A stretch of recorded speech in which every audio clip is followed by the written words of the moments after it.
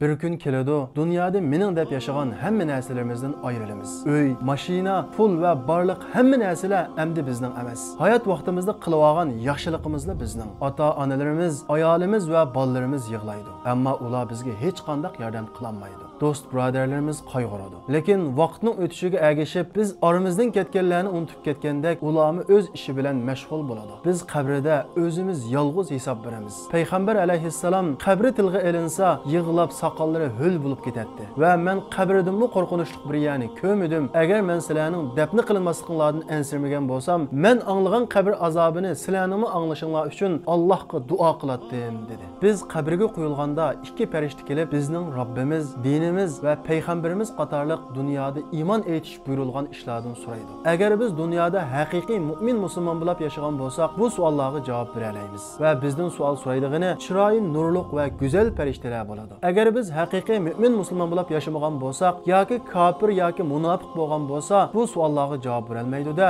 chiroyi noit qabih farishtalar qiyomat turgan qadar to'mir to'qmoq bilan urushga boshlaydi. Bu ovozni inson jindan boshqa butun maxluqotlar anglaydi. Va Alloh taolo farishtalarga xitob qilib, bu insonlarga o'tdan bisat salanglar, o'tdan kiyim kiydiringlar va qabridan do'zaxga qaratib bir eshik ochinglar deydi. Farishtalar qabridan do'zax qaratib bir eshik ochadi. Bu eshikdan jahannamning alamlik harorati va sesiq puroqlari kirib turadi. Qabrlar toraytiladi. Qo'g'illarimiz bir-biriga kirishib ketadi va yenimizga chiroyi badbashira qabih bir odam kiradi. Va bizga sana va'da qilingan bu kuninga muborak bo'lsin deydi. Biz sen kim? Sening turuqingdan yomonlikni chiqib turadi deymiz. U bizga men sening nejis amallaring deydi. Biz Allohga yalvarib, ey Alloh, qiyomatni turg'izmag'in, qiyomatni turg'izmag'in, qiyomatni turg'izmag'in deb Allohga yalvaramiz. Kichik vaqtingizdagi kiyim shkafi va sanduqning ichiga yushinib o'ynagan vaqtingizni aslang. Tuyuqsiz kiyim shkafining va sanduqning ichiga taqilib qolgan vaqtingizdagi qo'rqinchli holatingizni aslang. Qabra uningdanmi qo'rqinchli, uningdanmi dahshatli. Bu faqat hadislarda bayon qilingan barzaxiy hayotdagi, ya'ni o'limdan keyin qiyomat turg'uchi bo'lgan orliqdagi qabr azobining ozg'ini sifatlari. Qiyomatning, jahannamning azobi buningdan qo'rqinchli, buningdan dahshatli. Jahannamning azobining qattiqligidan jahannamdagi kishilar yo'q bo'lib ketsak-chu, ya laytani kuntu turaba, ey Robbim, koshki tuproq bo'lib ketsak-chu deb yoldirib ketadi. Chunki ularning put-qo'llari kishanlangan, butun badallariga o't tutashgan, yeydig'ini zaqqum va tikanlik o't cho'plar, ichidig'ini qaynoq suv va yiring, kiydigan kiyimi va yotadigan karovatlari o't, beshidan qaynoq suv quyilib butun badallari ertiladi. Tirlari kuyab sezmas bo'lganda Alloh taolo ularga azobni tetitish uchun yangidan tir almashtiradi. Alloh taolo Qur'on Karimda kullama nadijat juluduhum baddalnahum juludan g'ayraha liyazuqul azab. Ularning tirlari pishib tugagan vaqtida azobni tetitish uchun ularga yangidan tir almashtiramiz deydi. Ular u yerdan chiqmoqchi bo'ladi, lekin u yerdan chiqish yo'q. Alloh taolo Qur'on Karimda jahannamdagi kishilarning ahvolini bayon qilib mundaq deydi. فالذين كفروا قطعت لهم ثياب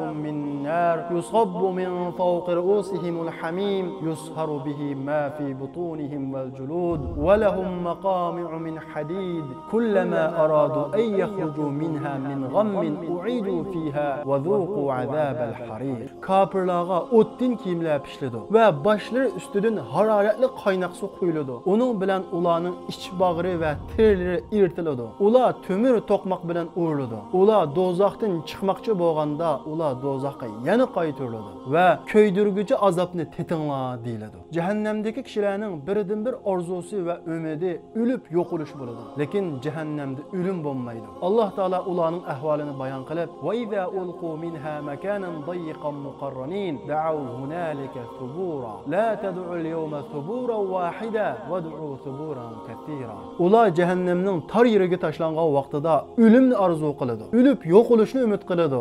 Lekin biz ularga deymizki, bugun sizlar bir o'limni emas, ming o'limni tilanglar deymiz. Jahannamdagi kishilarning yemaklik uchun mistaq qizitilgan zaqqum darxi beriladi. U yemaklik ularning qurusiga kirgandan keyin qaynaydi va ularning beshidan qaynoq suv quyilib azoblanadi. Allohning buncha dahshatli azobini anglab turib, Allohga yana osiylik qilamsiz, namozga yana suslik qilamsiz, yana boshqalarga zulm qilamsiz, yana g'aybat qilamsiz. Buncha azoblarga bardoshlik bera olamsiz. maqsadimiz odam bu azoblarga bardoshlik berish emas, bu azoblarni anglashqami bardoshlik berolmaydi. Agar Alloh bugun sizning jiningizni olsa, qanchalik pushaymon qilganligingizni tasavvur qila olamsiz? Allohning azobi haqiqat, Allohning jahannami haqiqat, Allohning so'zi haqiqat. Allohga tövbe qiling, Allohdan kechirim so'rang, ikkinchi qatim gunoh qilmaslikka va'da qiling. Alloh taolo haqiqatan ota-onamizni bizga mehribon va kuyimchan zotdir. Alloh bütün gunohlarni kechiradi.